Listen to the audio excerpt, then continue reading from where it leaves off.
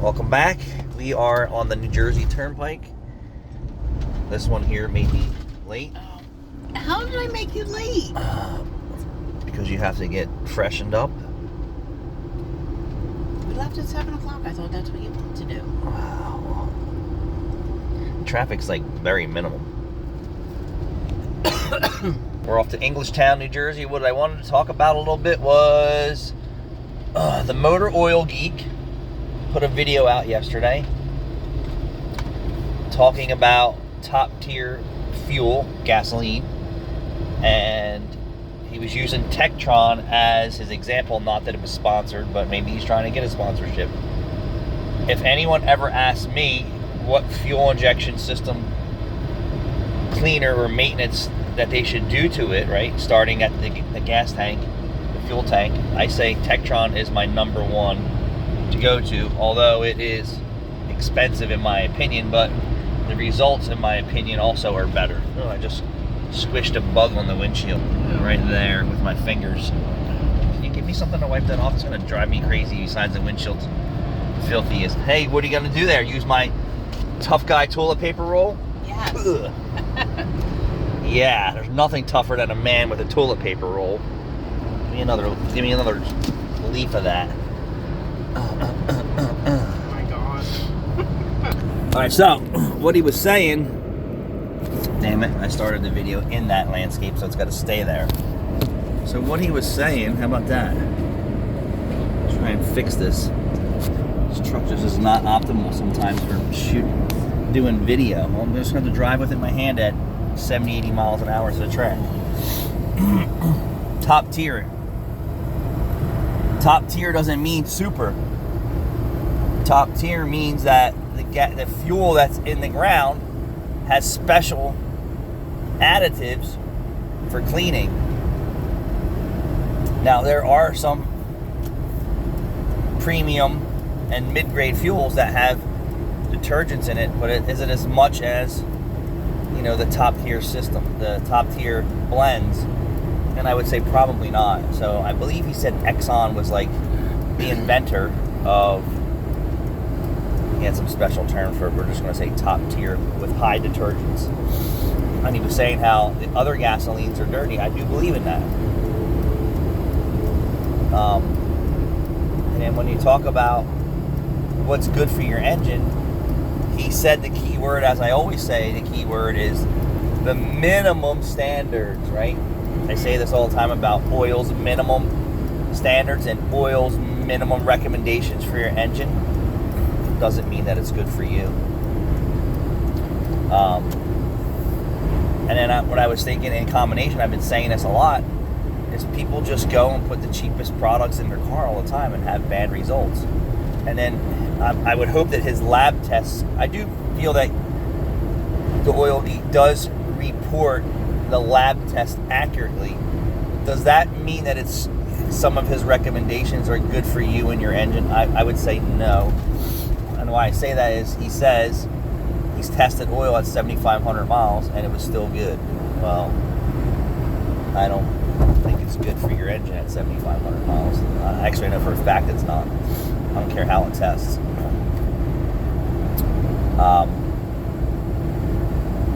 But in combination with minimum standard oil in your engine, right? Now look, an example. I'm driving 80 miles an hour on the turnpike and sometimes faster, and I'm going with the flow of traffic. Your vehicle can do this, but your vehicle is getting under more what it takes to move your car at 80 miles an hour or your vehicle at 80 miles an hour with the wind resistance, right? Because we're not drifting behind anyone. It's not in its efficiency zone at 80 miles an hour or 90 or 100. And as you see, this is not normal driving. Normal driving would be 60 miles an hour on average for any vehicle. So 80 miles an hour, I mean, you see what they do to try and get this truck to be more efficient. They put more aerodynamics on it for its cruise speed. And some vehicles are better moving through the air than others, but 80 miles an hour is not normal conditions for this engine or transmission. It's just not. If in the old days, they used to put like a square around the preferred speed that you should operate the vehicle at highway speeds, and it's not like that anymore. So nobody is driving their car easy anymore today, and that's where oil recommendations and standards from the manufacturers go right out the window. So I would bet you if we pulled over all these vehicles and just said, hey, what type of fuel do you use in your car? They're going to like wherever it's the cheapest, I would bet. And then if you show them what the gasoline requirements are for this vehicle, it's probably not what they're using. So we use regular in here, but I do the early maintenance, 3,000 mile oil changes, and I also do the fuel injection services. So if you're using the cheaper fuels, you have to do the extra maintenance because the dirty fuel makes things worse for your engine. And if you're overextending your oil changes, you're using the cheapest oil change place around, you're not using the best quality products for your car. That's a fact. You beat the snot out of it like everyone. Like we drive the shit out of this car, but it doesn't never see over 3,000 mile oil changes. So I'm like really well in tune with this motor.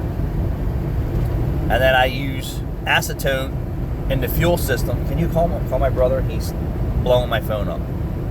I already told him we're going to do moto. I got off track here. And because I do all the early maintenance, using the lower quality fuel is okay. I do get a little pre-ignition here in this engine, and it's not from carbon buildup. It's not from dirty valves. I would say it's the quality of the gasoline that I put in here, and the blends are different all the time, and it doesn't ping all the time.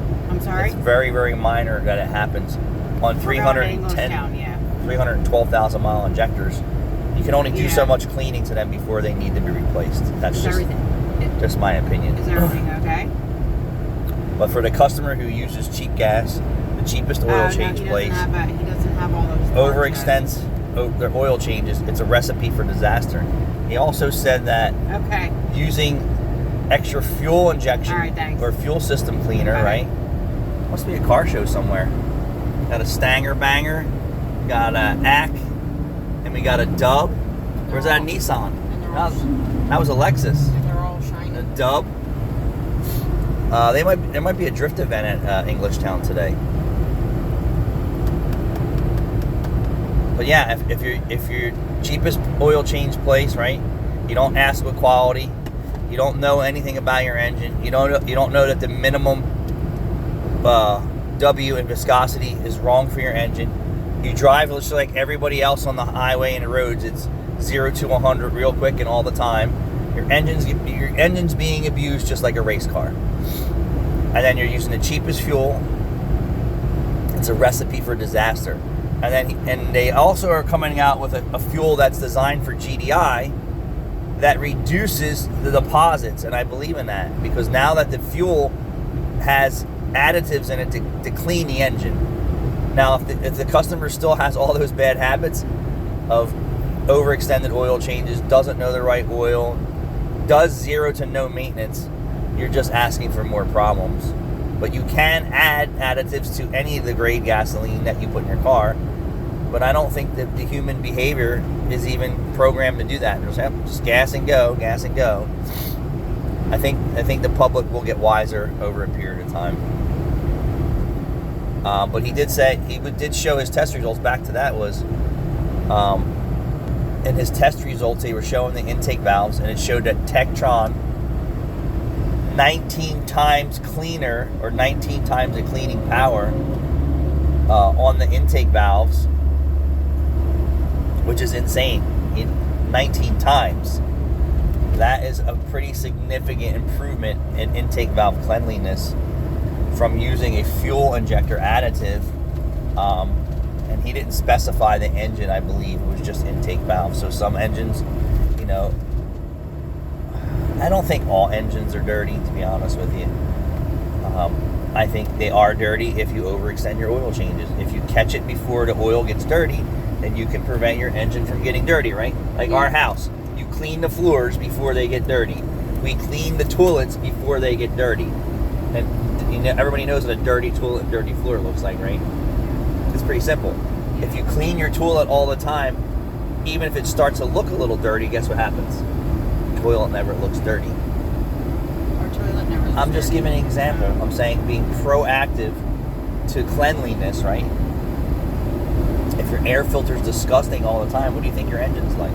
If your oil's black at 5,000 miles and you continue to drive at 8 or 10,000 miles, how dirty does the inside of your engine get?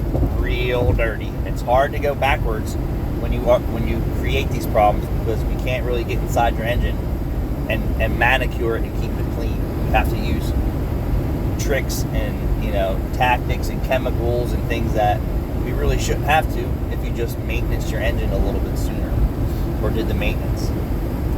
So using the right fuel for your vehicle goes a long way, and not looking for the cheapest guy to change your oil goes a long way, and having the best guy to advise you in your maintenance goes a long way too.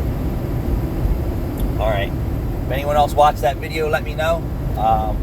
I do agree with what he said. Tektron, in my opinion, is number one, for the average person to get their hands on and use it versus commercial grade stuff. So I do advise Tektron if someone says they want the best. If they want the most affordable, we have those options in-house also too. And there's a lot of different ways to take care of your car. But you have to start somewhere, and it starts with you and your mechanic. Thanks for watching.